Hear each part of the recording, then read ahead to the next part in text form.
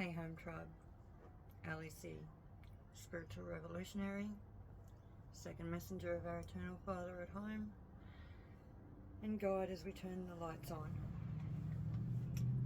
I'm going to start by setting universal intent that if the words I speak are true and all that I'm saying is real, let my heard word resonate deep in all so that they feel.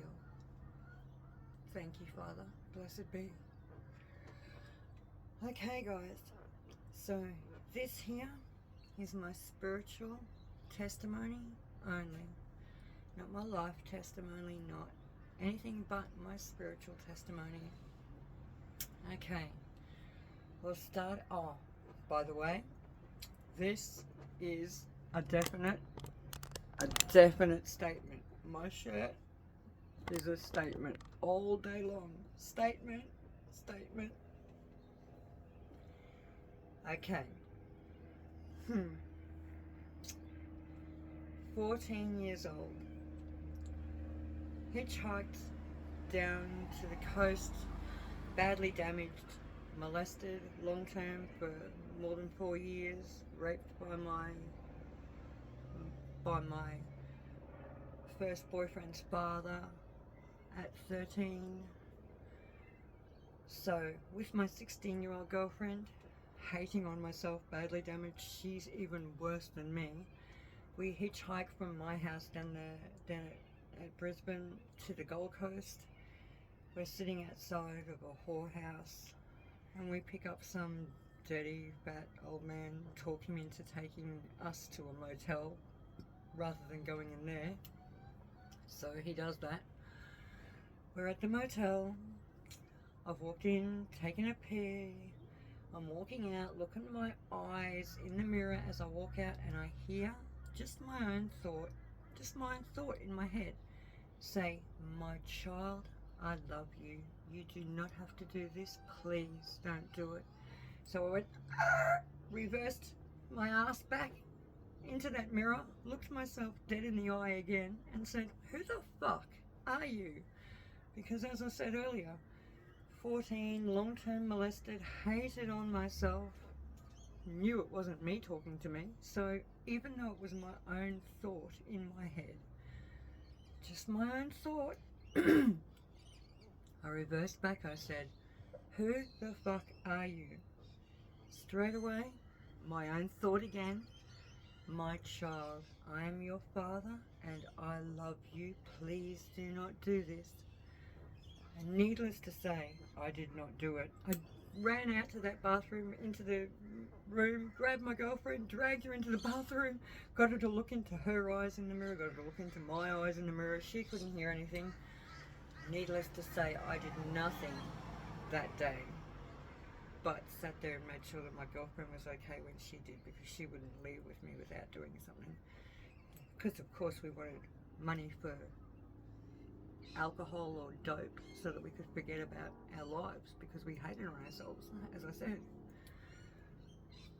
Okay, so from that point on, there's never been a day that I haven't conversated like you conversate with your own mum and dad or partner or whoever you conversate with daily. That's how I conversate with our Father, our Eternal Father, every day since then. Well, there's been a couple of weeks here and there when I've been really off my tree, because I have been a drug user all that time. And so, up until 6 years ago or so, or 3 years ago, 4 years ago. And so, I was a drug user for all of that time, yet I still spoke to our Father on a daily basis. Now, fast forward 30 years from the time I was 14 to actually, strangely enough, most of you would have heard of how the Mayans ended the calendar on the 12th month of 2012, stating that that was the end of the world. Do you know what, Home Tribe? That was the date that my father told me, our Father told me, that this is the end of the world as we know it. that this is the last time, lifetime we're ever going to get to lead here. And that when he takes the son in 80 years, the classroom that we've been learning in is going to turn into the hell it was created to be. So, 30 years later, after 14, when I first met our father, and there I am, right here, right now, day. I've been an addict, as I said, so 7 days I've been clean. I've got a pinched nerve in my neck, and so I haven't moved off the lounge for 7 days straight. I've hung my ass off the end of the lounge for my daughter to catch my pee in a bucket. So I'm there, and 7 days in, I just sit up and grab a book from underneath the table, my coffee table, and start automatic writing, which is a thing that I do, always have done. So I start automatic writing, and I'm sitting there thinking like, oh, that's so cool, Father, thank you, my neck is perfect, it's not even sore. And I'm sitting there writing and looking at the TV, watching the TV, and talking to our Father, going like, that's just mad, how come and all of a sudden I scream at the top of my lungs, right here, right now. Right here, right now, at the top of my lungs. And so I'm still automatic writing, and I just start thinking to myself like, what was that about? And I'm still automatic writing, and I scream it again, right here, right now. Not like I am now, residing and calmly. I'm screaming it at the top of my lungs, at the top of my lungs. Right here, right now, right here, right now. My daughter's 13. She comes out of the room. She goes, what are you doing, Mum? What's going on? I'm like, I don't know. She's like, well, stop it then. I'm like, okay, I will. So she goes back in, and I'm still automatic writing this whole time. And I scream again at the top of my lungs, right here, right now. I'm like, Father, what's going on here? He's like, right here, right now is the last lifetime that you will ever have to lead, my child. You need to tell everyone, scream it at the top of your lungs, right here, right now is the last lifetime you will ever lead before you have to go home. So you need to have an intimate and personal relationship with our Father so that you can go home, because otherwise you'll be stuck in hell for all eternity. And I've gone to him like, what? And then I scream out, right here, right now, right here, right now, top of my lungs. My daughter comes out, she goes, what are you doing, Mum? I thought you were going to stop that. I said, I can't stop it. I can't stop it. And at this point, I'm starting to feel, dare I say, drunk. So later on, I realize I'm filled with the Spirit of Christ, so to speak. So I grabbed my daughter, grabbed the book that I'd been automatic writing in for these last couple of hours, take off to my girlfriend's, my bestie, who's been my bestie since, I don't know, grade 4, 5. And so I take off to hers with my daughter. I'm like drunk, fully on the Spirit of Christ this whole time. I'm going to my daughter, I know the answer to life now. I know the answer to life. I don't need to, nothing else matters now. I can kill us by driving off the road into a tree and it won't matter. And my daughter's going, what, Mum? What are you talking about? And I'm going like, no, I'm not going to do this. But this is what I'm saying to you. I know the answer to life now. Why I'm here. I have to tell everyone right here, right now is the last day that anyone's ever going to get, last life anyone's ever going to get to lead. That they need to go home. They need to get a personal and intimate relationship with our Father this lifetime. So we get to my bestie's. I walk into her house. My daughter's like, well, look at my mum. I'm, as I said, drunk on the Spirit of Christ. My bestie's like known me since I was at grade 4, 5. So she knows me a long time. Knows I've always spoken to her Father and always been that way. And so as I'm talking to her, I've given her the book and said like, this is it, right here, right now, right here, right now. I can't stop screaming it, Home Tribe. It's top of my lungs. I am screaming this uncontrollably. And my bestie comes out, gives me a drink of water because I'm a big water drinker. I've just taken a sip and thrown it straight into her face in her own lounge room. I am fully drunk on the Spirit of Christ. Her brother-in-law shows up at this time, and she's like, look, you got to drive her home. She can't drive like this. And I couldn't stay there because I had a message to spread right here, right now. So I was not staying there. So she's gone to her brother-in-law, take her home, get her out of here. And so he did. He's driven me home, and like the whole way I'm screaming out of his window, right here, right now, right here, right now. He's going like, shh, you're crabbing me out, stop it, you're crabbing me out. I'm going like, I can't help it, I can't stop it, right here, right now. Telling him this is the last lifetime we're ever going to get to lead. We've got to get an intimate and personal relationship with our Father this lifetime, or else we're going to get stuck in hell. He's going like, okay, well stop screaming at my window anyways. And I'm like, right here, right now. I'm so excited I've smashed his windscreen even. It's like, and so in the end he gets me back home. I've jumped out of his car. I'm still telling him, I'm speaking our Father's word. Right here, right now is the last lifetime we're ever going to lead. We must, everyone, not we, because I already have this thing going with our Father. So everyone must get an intimate and personal relationship happening with our Father before the 80 years that he's telling me that the sun is going to be taken away by him, and this classroom we've been learning in is going to turn into the hell that it was created to be. So I take off out of my yard, and at this point I live right beside the motorway. I start hitchhiking and I get picked up by this poor young bloke. He drives off he says, where do you want to go? I'm on the motorway. And he's like, okay. And I'm like, here I am driving along in his car, and I'm screaming uncontrollably, right here, right now, right here, right now, telling him that this is the last lifetime that you're ever going to have to get an intimate and personal relationship with our eternal Father, because he's going to take the sun in 80 years, and then this classroom's going to turn into the hell it was created to be. I'm telling this to this poor young bloke. And screaming uncontrollably at the top of my lungs, right here, right now, like a drunken idiot, because as I said, drunk on the Spirit of Christ. It is literally a thing, guys. So, here I am, and our Father says to me, my child, jump. And I said, what? It's like, what?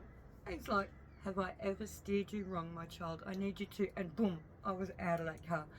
I jumped straight out of that car, bang, hit the bitumen. Don't remember any of that. Don't remember that. All I remember is sitting there on the bitumen with my hand broken that badly that I was wriggling it like this because my whole hand was detached from my wrist, and it was sitting beside it, literally in the skin beside it, hanging over there, and I was like rubbing it like this, and I'm flopping it around like this, and I'm looking at it going like, whoa!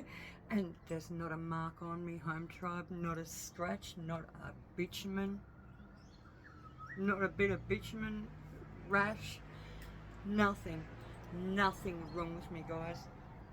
I'm sitting there, poor old mate whose car I bailed out of that doesn't even know me from a bar of soap, screeches to a halt. He's come back, he's like going to me like, what on earth did you do? I'm like, he's crying, the poor guy. He's like, oh, I'm so sorry, are you alright, I'm like, I'm alright, I'm okay. Our Father says, right here, right now, last lifetime ever.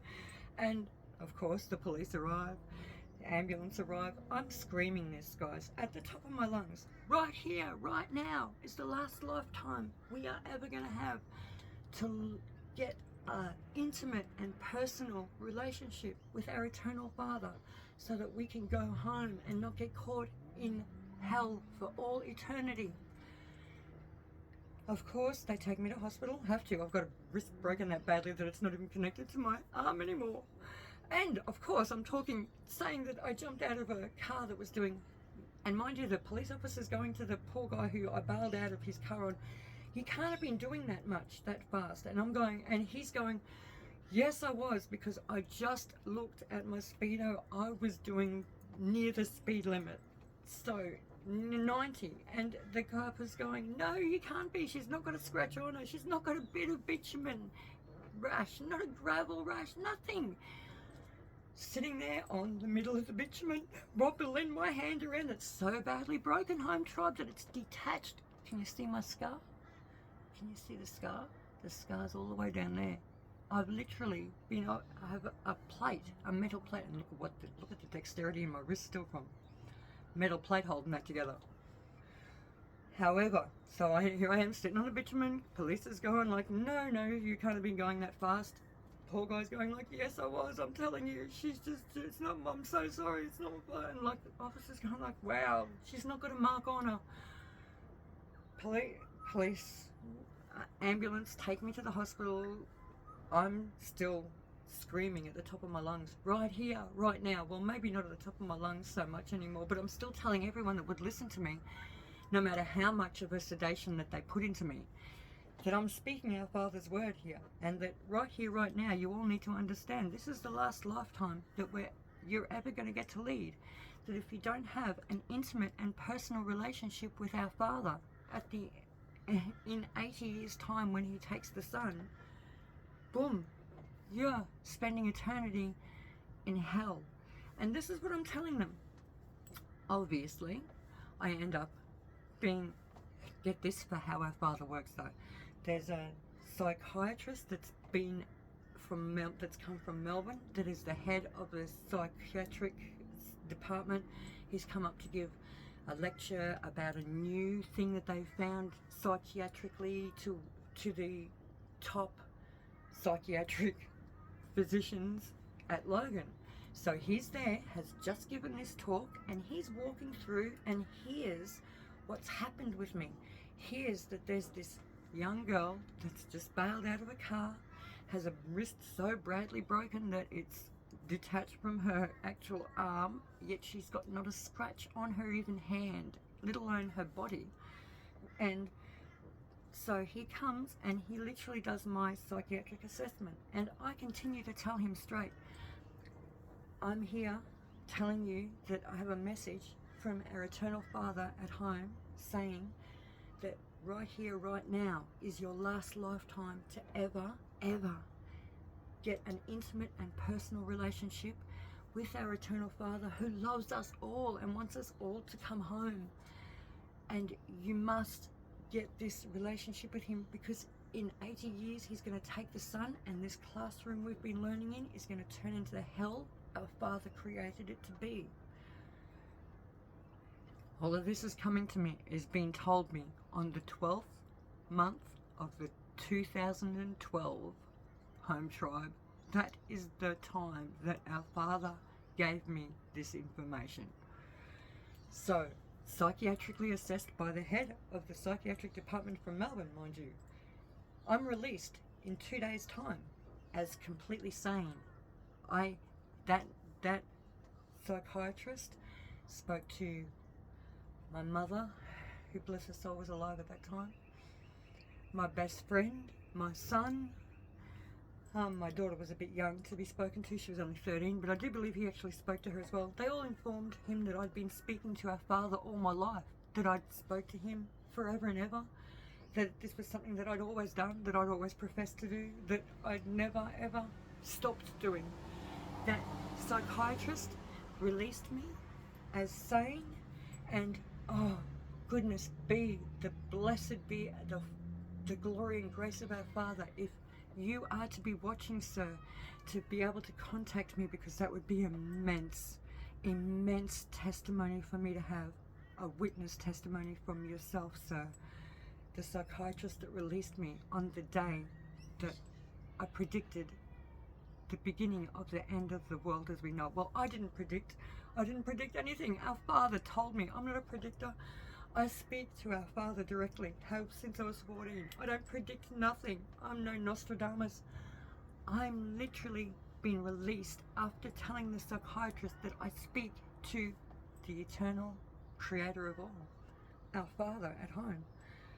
And He released me that day, and I've been walking around ever since, waiting for the time to come for me to step up and tell the world as a whole, humanity as a whole, my message, because I knew that that wasn't the time, because, well, it just wasn't. That's how our Father, but that was the day that our Father made me know what was going to happen. And ever since then, I've waited, I've sat around, and I just continued to deal drugs. However, from about 6 years ago, my mother passed, about 8 years now, I think.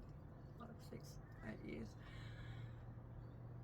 From the time my mother passed anyway, I started to change, to get right. And so I've still done business, and recently I've stopped doing business. I've stopped doing everything. I don't do drugs at all anymore. I smoke a bit of Yandi, which is really, our father says, it's not drugs anyway. It's a weed. It's a whole different thing. However, I don't use drugs anymore, and I have been told recently that it's time to step up. Now, after being told this, I don't suppose you can not notice, but I don't have any front teeth anymore. I had front teeth until a week and a half ago, till the 2nd of July was when I had teeth, guys, strangely enough, because it was my son's birthday that they were knocked out of my mouth. So that was the day that I actually knew, because as I said, I've questioned whether this is real or in my life or not for so long, that, and so many times, that now I'm told by people, crazy people don't question their sanity. And that is the truth. Crazy people don't question their sanity.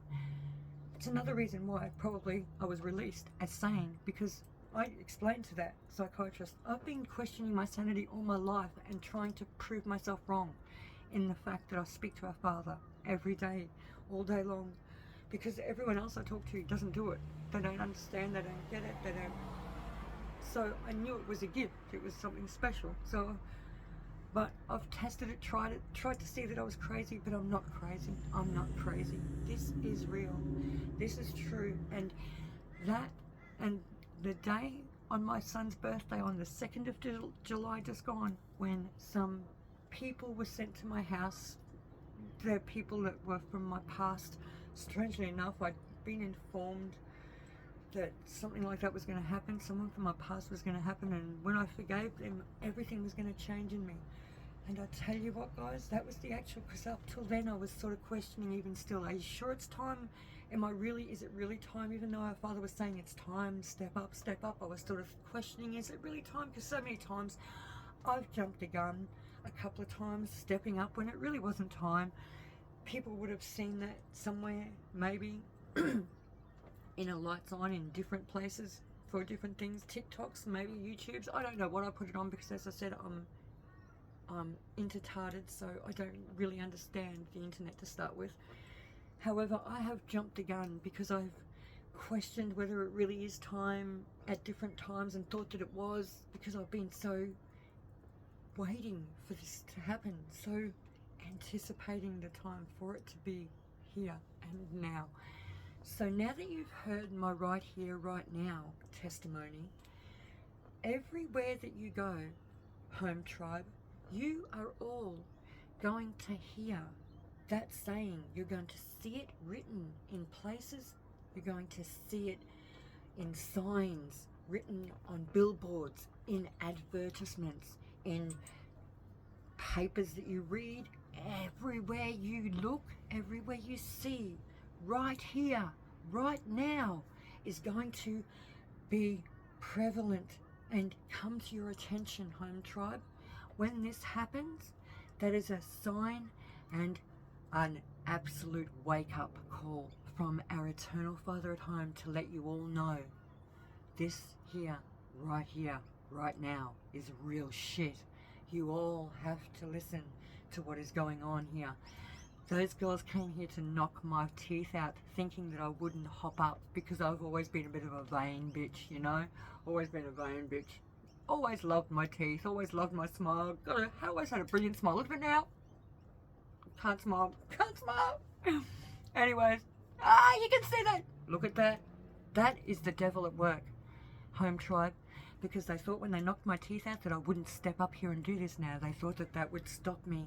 Because that's the second that I spat my 2 front teeth onto the floor in my lounge room was the second that I stepped up and became who I was meant to be. our Father's second messenger, without a doubt, without any sort of worry, without any doubt. That is what this is. This is our Father's second message. You all need to take heed and start to hear my messages, listen to what I'm saying, because as I said at the beginning of this all, what I speak, if it's the real truth, will resonate in your souls.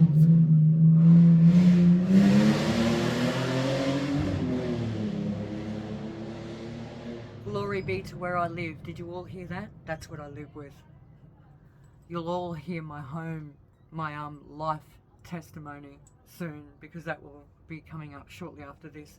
This was only my spiritual testimony, guys.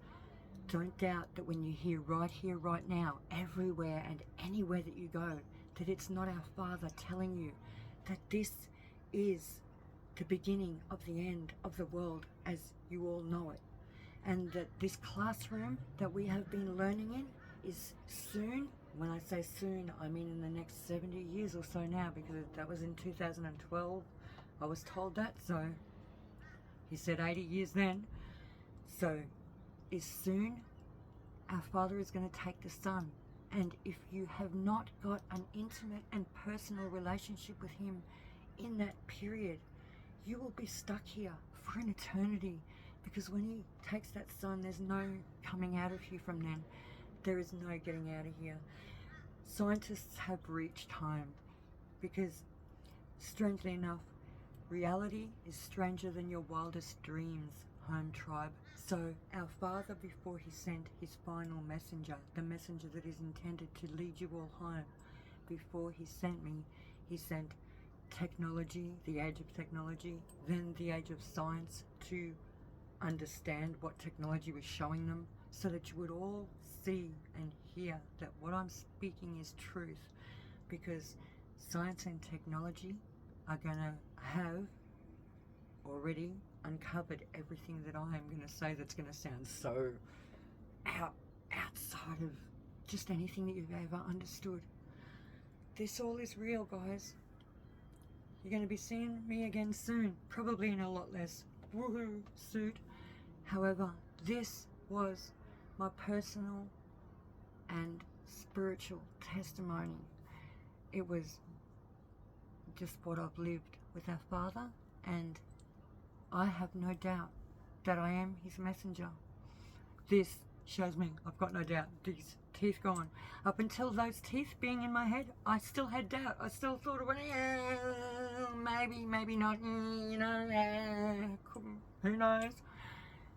The second my teeth hit the floor, home tribe, the devil made the biggest mistake of his entire existence, because that moment I knew this was the last war that we were ever going to fight, and that this was the beginning of the last fight of good over evil, and there's no way that we will not win and be victorious in this fight. So don't tune out, don't tune off, don't think that this is not a happening thing, because the fact that I've got no teeth now makes it real, guys. This is so real. Okay, love you all. See you soon, home tribe. Blessed be all.